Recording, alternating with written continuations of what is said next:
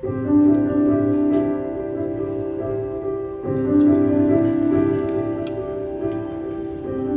story of Chris Shagros' entrance into the amusement industry all began during World War II. While Chris's father was off at battle, a friendship over children was formed between Chris's mother and the mother of another soldier, Jean Dean. This chance meeting and their shared circumstance began a lifelong family bond that would stand the test of time. Over 20 years later, in 1967, this relationship transitioned to business partners when Jean contacted Chris about an opportunity.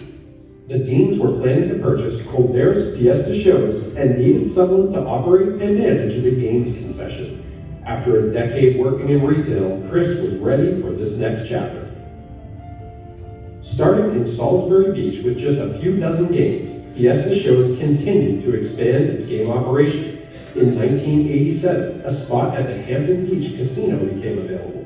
The family rides located indoors were coming out, creating an opening for expanding Fiesta Show's game empire. This was considered the priority spot at Hampton Beach and would draw an infinite amount of summer foot traffic.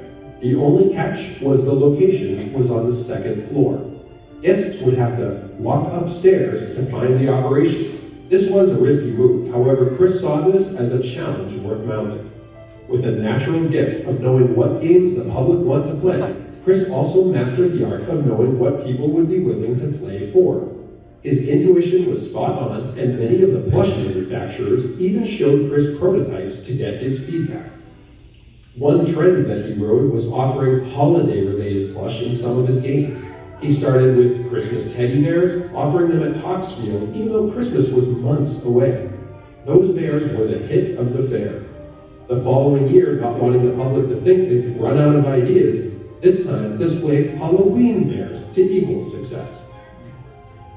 Chris also worked with many manufacturers throughout the 1980s, convincing them to move from hard to soft plush for their prizes, a style that still hasn't stopped since. A fond memory Chris has is once while walking on the beach boardwalk, he noticed a passerby wearing a Dr. Seuss hat. Asking the gentleman where he received it, the individual said he works for the company that produces it. Chris immediately ordered 800 hats for the upcoming weekend with the understanding that if they were successful, he might need 800 more every weekend for the rest of the summer. That first night, teenagers who normally would pass by the crazy ball games were lined up trying to win. They blew through the hats that first night and had to make an emergency call to get 800 more produced and delivered from Maine by the next day. No one was sleeping that evening. Jean Dean recalled a time when he and Chris were having dinner. He said to Chris, "You have a Mercedes and no mortgage, what gives?" Chris's response was, "First count is the best count," a phrase used in the carnival industry. Where Jean would see the fluctuations of location rent, Chris was focused on maximizing the per caps of everyone attending.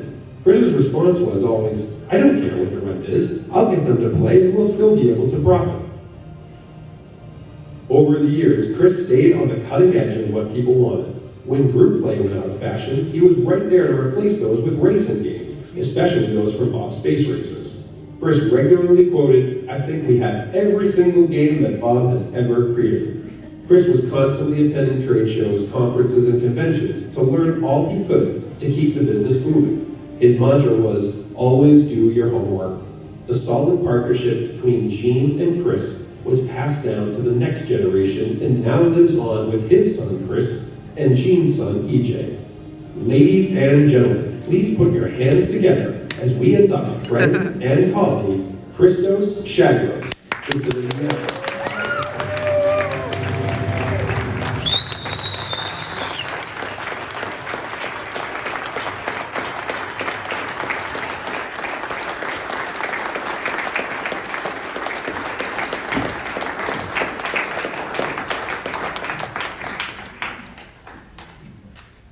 Good evening. This has been a very tough day for me. I'm getting very emotional, and so I'm trying to keep it short and sweet, pretty much in the presentation. We had a great relationship. We still do. And it goes all the way back to his father. who started back in the 30s.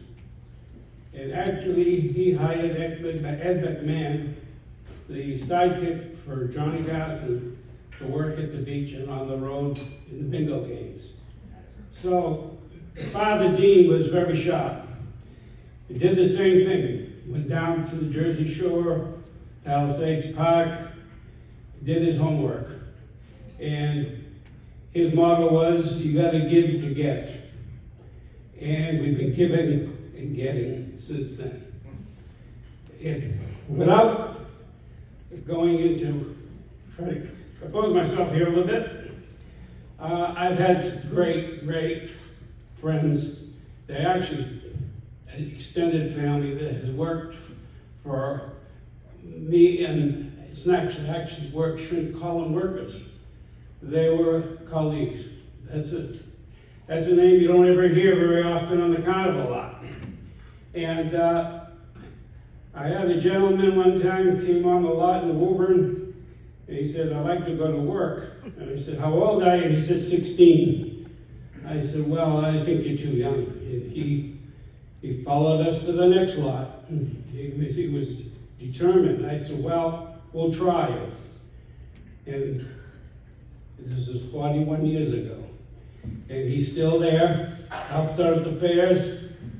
Probably one of the best group game operators I've ever seen, probably ever will. We've been blessed with other individuals, Larry Creed. And Larry, again, just a phenomenal person, knows his job, just like Belichick said, do your job, and he did his job. They all did their job. When they came on the lot, you didn't have to ask them what to do. They did it. And they've been doing it. And hopefully, with Chris and the future with EJ, they'll continue the third generation. So I got to work for the Father and the Son, can't call him the Holy Ghost, and EJ.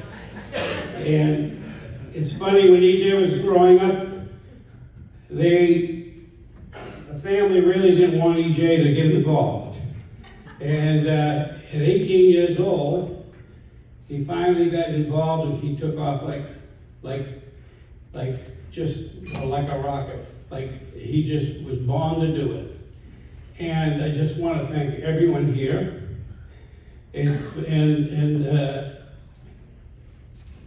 NEAAPA, those that voted for me. Also a shout out, they call it shout out, does that say shout out? At 84, you're learning.